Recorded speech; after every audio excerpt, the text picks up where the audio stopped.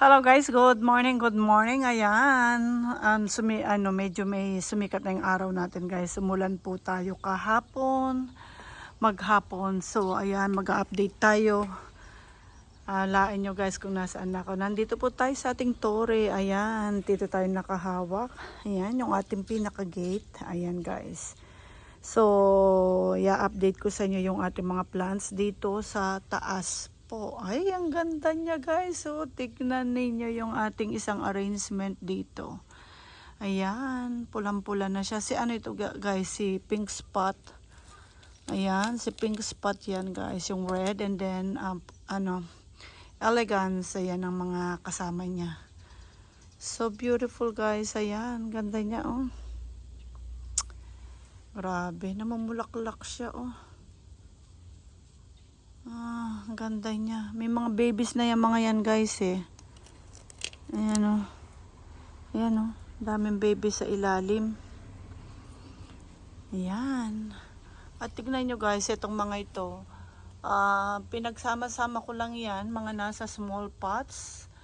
At tignan nyo guys, ayan. Ang gusto ko yung color niya. Golden yellow. Ayan. Tapos may pink sa pinaka ano. Super ganda. Ang dami na nila guys. Ayan. Ini-stress ko yan guys. Mga nasa small pots yan. Mga pinaglalagay ko. At ito naman matagal na ito. Mga naka 1 year na yan mahigit guys. Or 2 years. Itong bungo nito. Hindi ko pa dapat yan ma-rearrange guys. Tignan nyo. Ang tatangkad na nila. Ito, elegance to. Itong nandito, elegance. So, pink na rin si elegance. Ayan, linagay ko dito. At yan yung ating mga Francesco Baldi na nandito. Ayan guys. Dito guys, ayan ang ating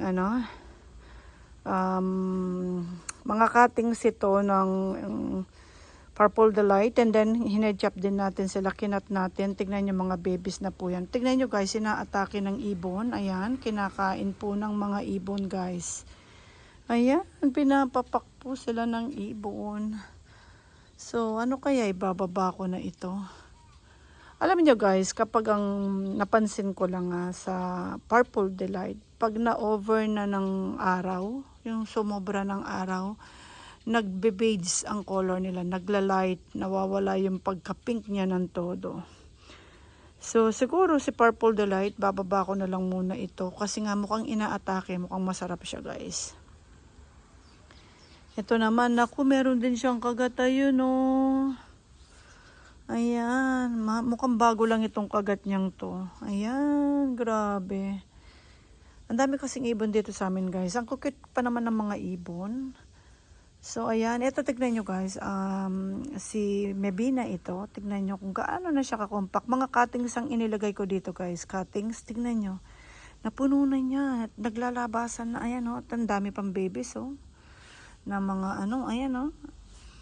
Di po ba? So, baka anuhin natin yan. Grabe yung puno niya oh. At ito naman. Ayan. Ang ating matagal na ito. 2 taon na ito guys.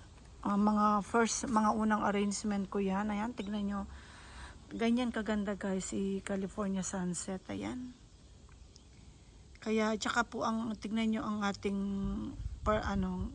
Francesco Baldi kapag na-stress. Ayan po yung color niya guys. Ayan, ang color niya. Isang kamay lang ako dito guys, kasi tignan nyo yung kamay ko, nakahawak ako. Kasi baka bigla akong, mahulog.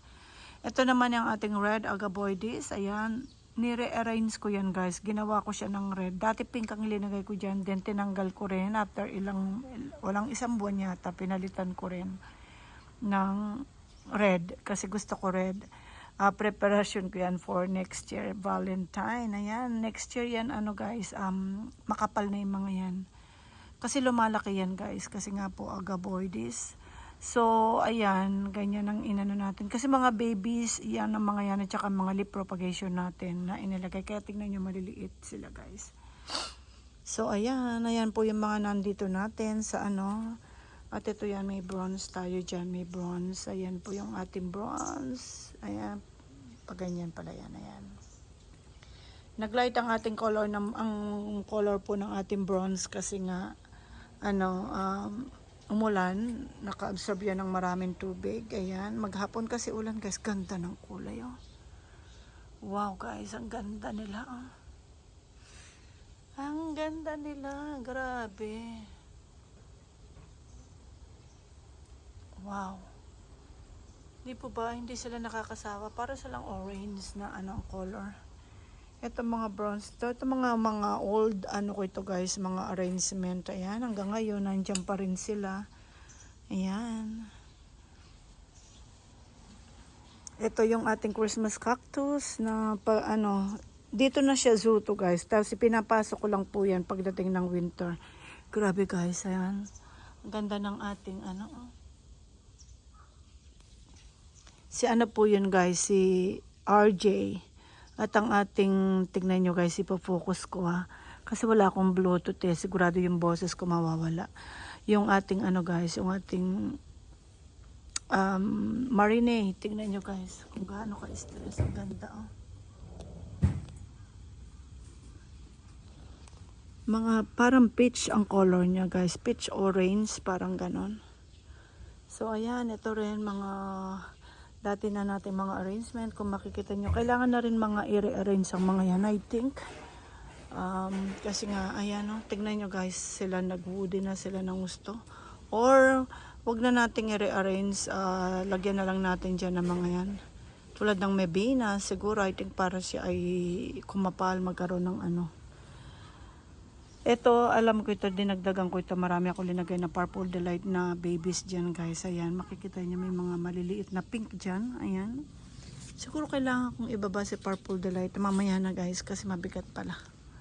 Mabigat yung ating Purple Delight. Ayan, yung mga nandyan natin. Oh.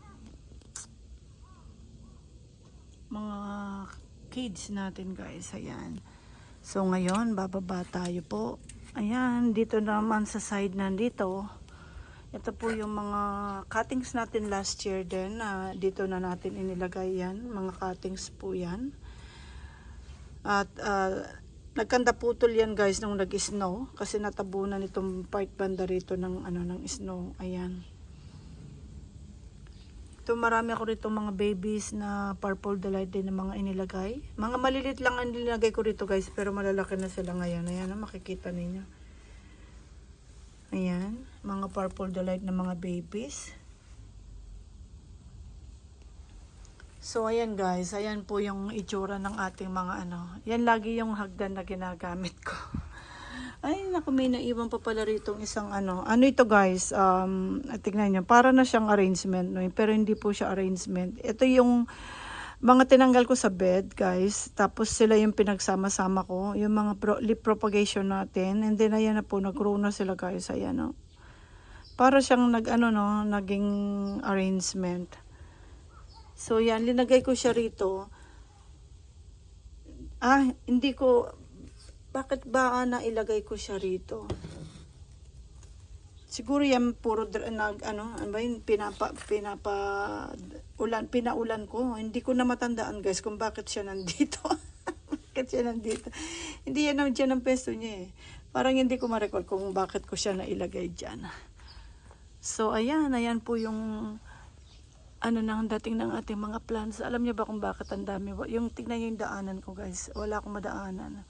Kasi nga po umulan kami kahapon, yung mga nasa deck, mga nasa wood deck ko na mga plants natin ay hindi na uulanan, na super dry. Kasi pag super dry, malaking chance na po sila, aphids. So ayan, pinaulanan natin. At makikita nyo rito yung iba bakante, tinanggal ko yung mga nandyan sa dulo kasi na hindi po nauulanan. So ayan, kaya linatag natin, kaya tignan nyo, wala tayong madaanan. So ayan, dahil tayo ay ganda mo talaga. Ganda mo talaga. Ayan.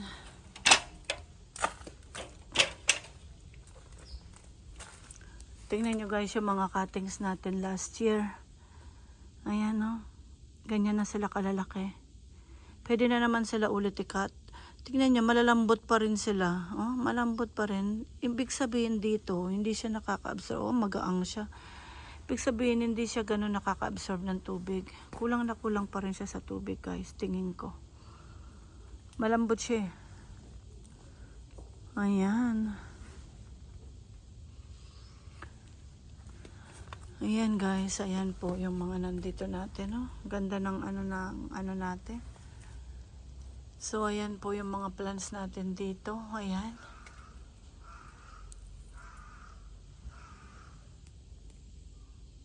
Ganda. So, ayan lang po muna guys ang ating ganda niya guys. Oh. Ano rin po natin ito, cuttings natin last year. Last year marami tayong naging na-cut guys.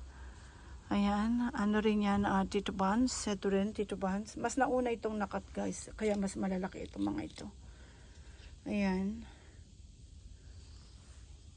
Ito pangalawa na lang to. Ito late summer ko na kinat itong mga ito guys. Ayan. Nasa wood deck ito guys, pero linagay ko na siya rito. Kasi nga, naglelegi siya guys. Naglelegi po. Makita nyo yung niya dati. Naglegi yan yung space ng pagtubo ng dahon niya ganyan. Hindi compact. So, ang ginawa ko, linagay ko na rin. So, dahil siya yan, linagyan ko ng kanya para maibitin ko siya. Ito mga punla ito sa dahon ng ating barigata po ito ng ng pretty and pink, pero hindi siya variegated na lumabas guys. Ayan. Alam ko mas iba ang dating niya, mas mestiza siguro yan. Pag lumaki, titignan lang natin, mako-compare natin guys. Pero mga babies lahat yan guys, tignan niya. Mga leaf propagation, malalaki na sila oh. Ayan, ang ating RJ. Ginanon ko rin siya guys, kasi para anak ko, ayos ko na rin. Ayan guys, ang ating RJ. Ayan po. At ito namang arrangement natin dito. Tignan nyo guys, kapag linagyan nyo ng Leticia yung isang arrangement nyo, napakaganda niya. Ayan o, tignan yung mga Leticia natin o. Ayan. Ito pong cage ito guys, cage. Ayan, mga cage natin. Ganda talaga ni Leticia guys. Ayan, ito yung pinaka-gate niya. Ganda no. Ayan guys, ganyan po yung dating niya. So, ayan. Dito sa tore yan, guys. Natin inilalagay. Ayan. Ito mga leaf propagation natin yan. Pero ini-stress na natin ito. Ito ay mga parang kamukha nitong nasa taas ko, guys. Tignan, maliliit lang sila. Mga leaf propagation kasi. Mga lavender form ito po ng Paraguayense. Kulay peach ito, guys. Ang color niya, pag sobrang stress niya, kulay peach. Ayan. Yan, at ang ating mga ito yung pinaka-mother plant ko guys ng Helen, ayan. Ito mga to, ayan, mga leaf propagation na natin yan. Ayan, nag-grow na. At dito may mga cuttings tayo, ayan. Si Helen din yan guys na cuttings natin, ayan. Ito yung bulaklakan ng kapitbahay ko guys, napakaganda. Ayan, meron akong ganyan guys, kaya lang po pinudpud ko. Konti lang yung bulaklak niya. Ayan, oh. Ito si, ito guys, si Awayuki Barigata. Tignan niyo ito guys, kung gaano ito ka-cute. Ayan, oh. Ayan. Pag ganito gusto ko, ito talaga, ganito na yung size niya, linagay ko siya rito guys. Para yung cute niya, ayan, oh, kaya lang ang bigat na niya. Tapos linagay ko siya rito para ma-stress, ayan. Ilagay natin siya dyan guys.